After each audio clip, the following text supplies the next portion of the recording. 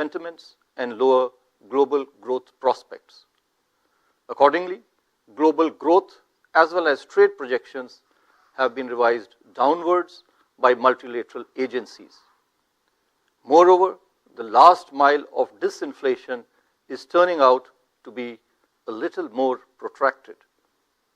As growth-inflation trade-offs is becoming more challenging, monetary authorities are charting out a more cautious and carefully calibrated policy trajectory. Looking beyond the near term, growing economic and financial fragmentation is reshaping the global economy. Besides complex interconnections with the financial system, elevated debt levels, and growing influence of frontier technologies like AI are raising financial stability concerns. Amidst heightened volatility in capital flows and exchange rates, coupled with constrained policy space, central banks of emerging market economies have a tougher task to stabilize their economies against global spillovers.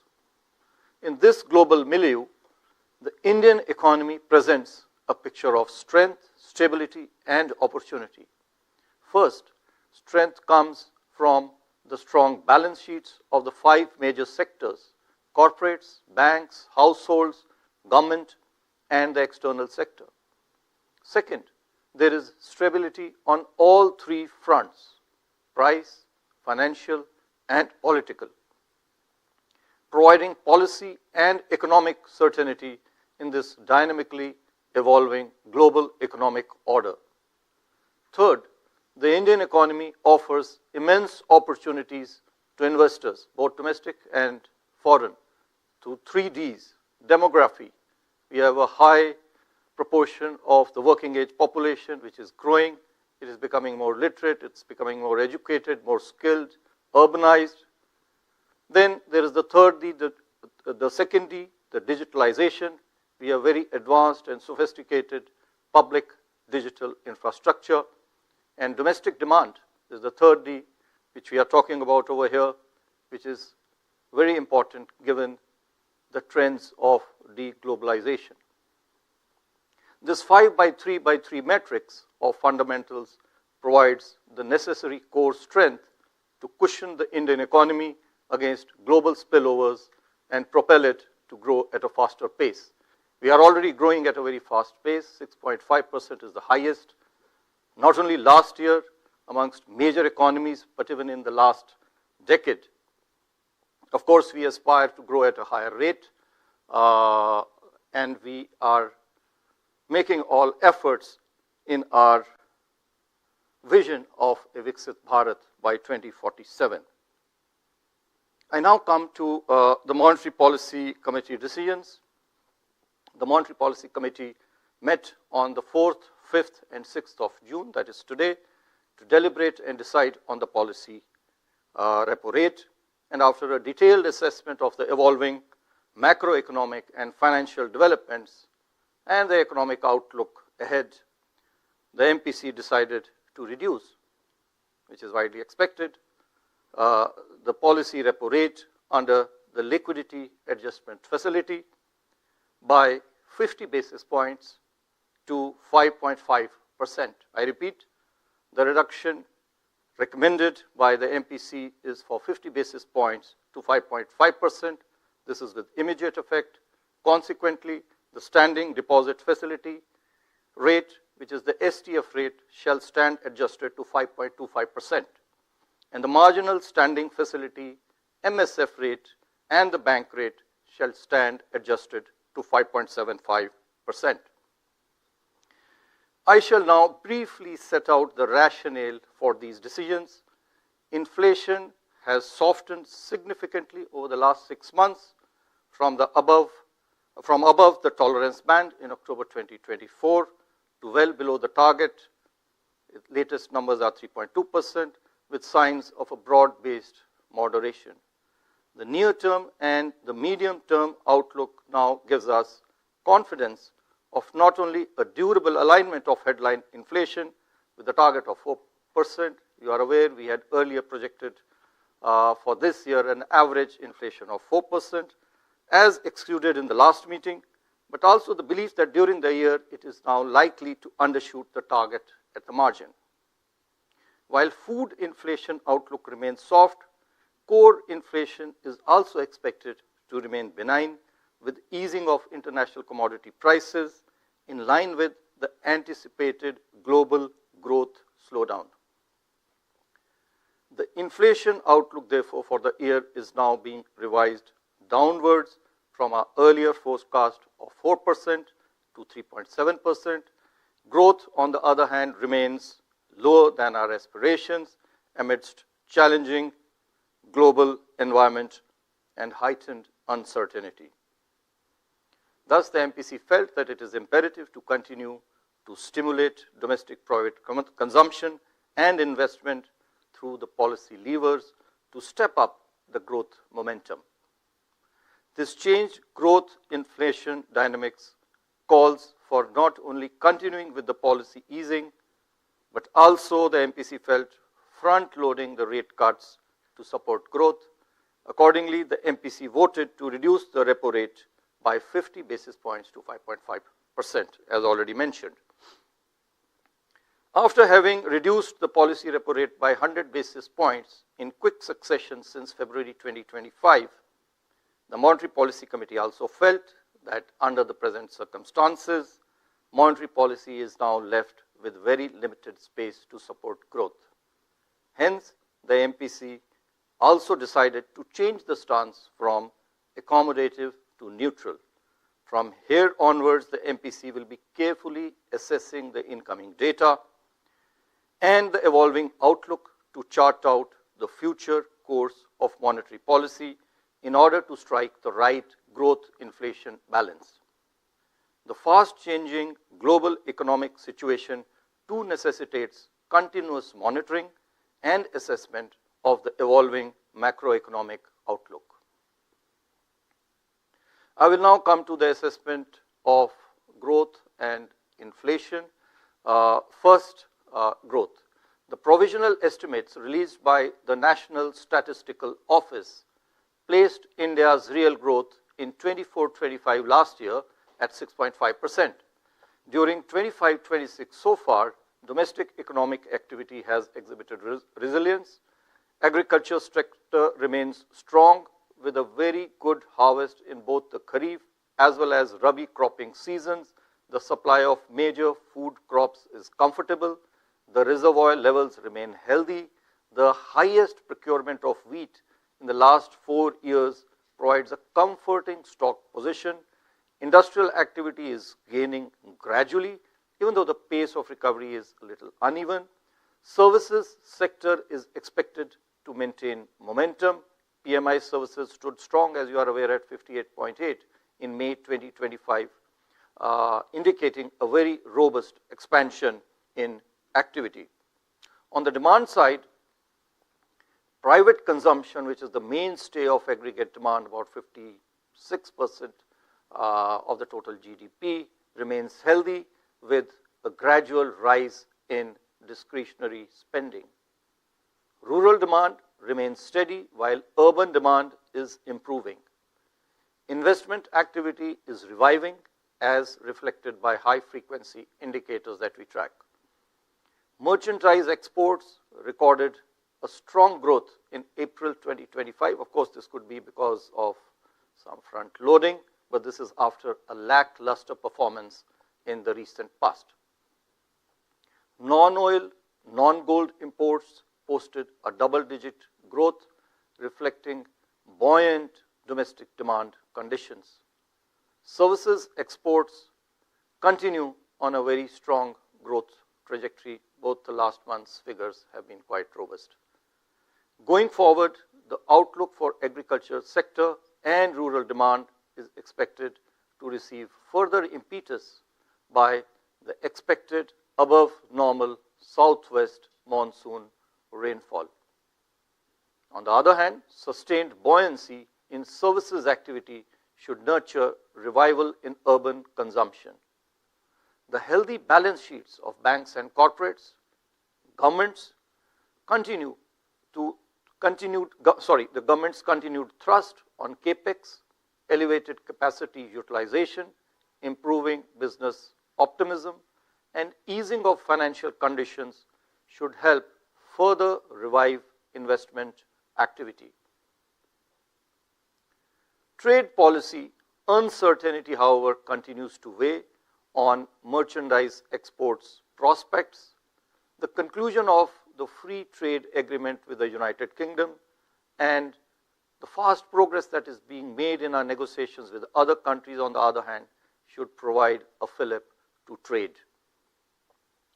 Spillovers emanating from protracted geopolitical tensions and global trade and weather-related uncertainties pose downside risks to growth. Taking all these factors into consideration, real GDP growth rate for this year 25-26 is projected at 6.5%. We continue with our earlier forecast with Q1 at 6.5, Q2 at 6.7, Q3 at 6.6, and Q4 at 6.3%. The risks are evenly balanced. I will now move to inflation. CPI headline inflation continued its declining trajectory in both March and April.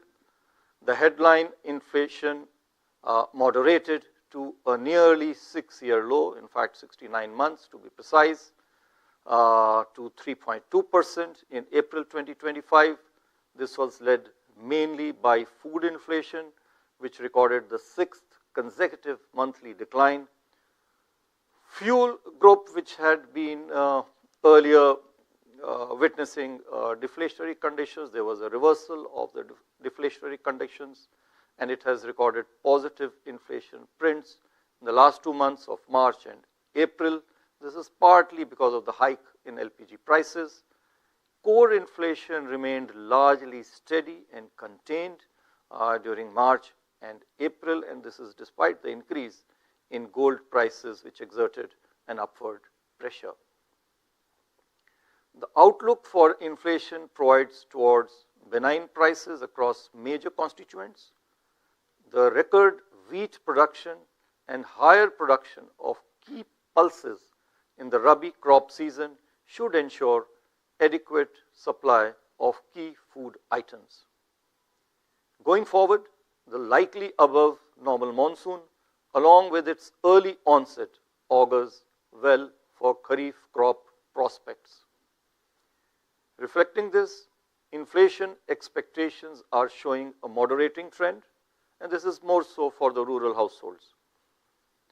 Most projections point towards continued moderation in prices of key commodities.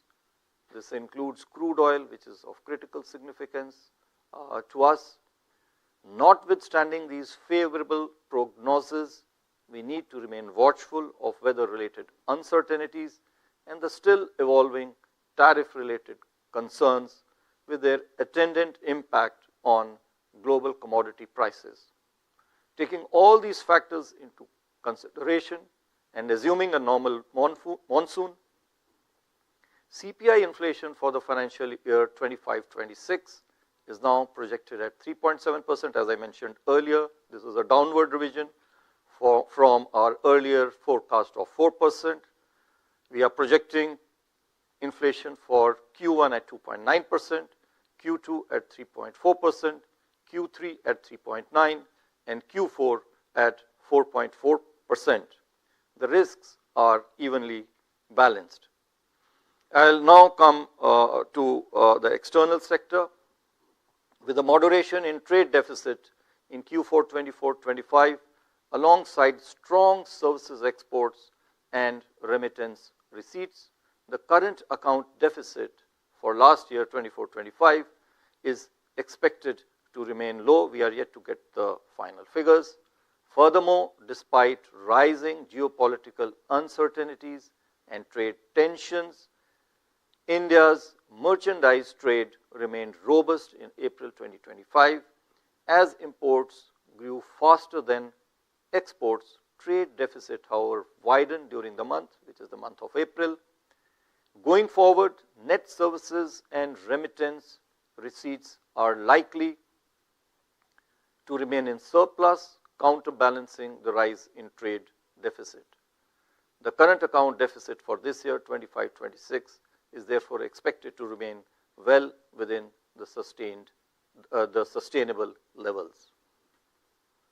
On the financing side, in 24-25, foreign portfolio investment to India dropped sharply to $1.7 billion as foreign portfolio investors booked profits in equities. Net foreign direct investment, FDI, too moderated. I would like to take a moment over here because there has been large and widespread commentary on this moderation of net FDI. Now we look at net FDI primarily because of our concern regarding foreign exchange reserves, where the net becomes important. It's not only the net the inflows but also the outflows, which actually lead to either an accretion or a depletion in the foreign exchange reserves. However, when it comes to investment, then it is the gross FDI which is actually important, and gross FDI last year actually increased quite sharply. 14% is a very robust growth that we had, $81 billion.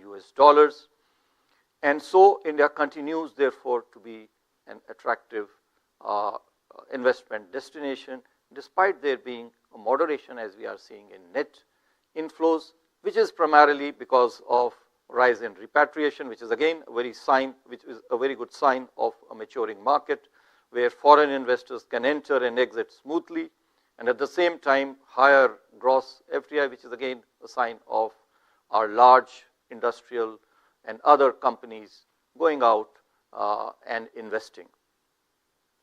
So on the whole, gross FDI is high, which indicates that India continues to be a good and attractive investment destination. External commercial borrowings and non-resident deposits, on the other hand, witnessed higher net inflows compared to the previous year, as on May 30, 2025, India's foreign exchange reserves stood at $691.5 billion.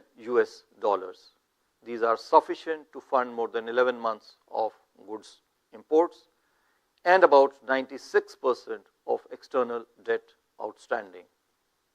Overall, India's external sector remains resilient as key external sector vulnerability indicators continue to improve. We remain confident of meeting our external financing requirements. Now I come to liquidity and financial market conditions. You are all aware that the RBI over the last few months, in fact since January, we have injected a lot of durable liquidity through various means, through OMOs, through the CRR rate cut, through the buy-sell swaps, OMOs, etc. A total of 9.5 lakh crore rupees of durable liquidity has been injected into the banking system since January. As a result thereof, after remaining in deficit since mid-December, liquidity conditions have transitioned to a surplus at the end of March. And this is also evident from the tepid response to the daily VRR auctions, which got a bid coverage ratio of only 0.26 in the recent past, and also from the high STF balances. They are averaging about 2 lakh crore rupees in the last 2 months, that is April and May. Similarly, reflecting the improvement in liquidity conditions, the weighted average call rate, which is the operating target for the monetary policy, this traded at the lower end of the LAF corridor since the last policy. The comfortable liquidity surplus in the banking system has further reinforced transmission of policy repo rate cuts to the short-term rates. However, we are yet to see a perceptible transmission, although there are incipient signs of transmission to the credit market segment, but it is still not perceptible, although we are aware and we need to keep in mind that it does happen with some lag. The Reserve Bank remains committed, as we mentioned earlier, to provide sufficient liquidity to the banking system. To further provide durable liquidity, it has now been decided to reduce the cash reserve ratio, the CRR, by 100 basis points. I repeat, we have decided to reduce the cash reserve ratio by 100 basis points from 4% to 3% of net demand and time liabilities. This will be done in a staggered manner during the course of the year in 4 equal tranches of 25 basis points each, coming into effect from the fortnights beginning September 6, October 4, November 1, and November 29 of this year, which is 2025. The cut in CRR would release primary liquidity of about 2.5 lakh crore rupees to the banking system by the end of November 2025. Besides providing durable liquidity, I would like to emphasize over here and highlight that it will also reduce the cost of funding of the banks, thereby helping and accelerating the monetary policy transmission to the credit market. I would like to reiterate that we will continue to monitor the evolving liquidity and financial market conditions and proactively take further measures as may be necessary for liquidity and for monetary policy transmission. I will now come to financial stability. The system level financial parameters of the scheduled commercial banks continue to be robust. The asset quality parameters, liquidity buffers, and profitability parameters have shown further improvement. The credit deposit ratio for the banking system at the end of December 2024 was at 81.84%. This is broadly similar to what it was a year ago. Similarly, the system level parameters of NBFCs too are sound with comfortable capital position and improved GNPA ratios. The stress witnessed earlier in retail segments like unsecured personal loans and credit card receivables portfolio has abated, while the stress in microfinance segment is still persisting. Banks and NBFCs active in these segments, however, are already recalibrating their business models, strengthening their credit underwriting practices, and stepping up their collection and recovery efforts to avoid any excessive buildup of risks on this front in future. I now come to the end of my statement. On both inflation and growth fronts, the Indian economy is progressing well, and it is broadly on expected lines, and this is despite the huge uncertainty that the global uncertainty that we have. Strong macroeconomic fundamentals and benign inflation outlook provide space to monetary policy to support growth while remaining consistent with the goal of price stability.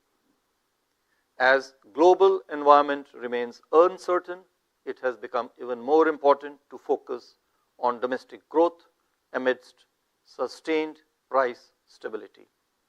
Accordingly, today's monetary policy actions should be seen as a step towards propelling growth to a higher aspirational trajectory. Here I would also like to highlight that there is no tussle between price stability and growth in the medium and long term. Price stability preserves purchasing power. It imparts certainty to households as well as to businesses in their savings and investment decisions, and it ensures congenial interest rate and financial conditions. all of which foster consumption, investment, and overall activity and therefore growth. Moreover, this is crucial for equitable growth and shared prosperity because its absence is disproportionately burdensome on the poor. I must also add over here that while price stability is a necessary condition, it is of course not sufficient to ensure growth. A supportive policy environment is vital. And this is even more important during periods of high uncertainties such as the current times that we are witnessing. At the Reserve Bank, therefore, while price stability remains the focus of monetary policy, we are not oblivious to putting in place complementary monetary as well as credit policies and regulations that support growth and prosperity. Thank you, Namaskar, and Jai Hind.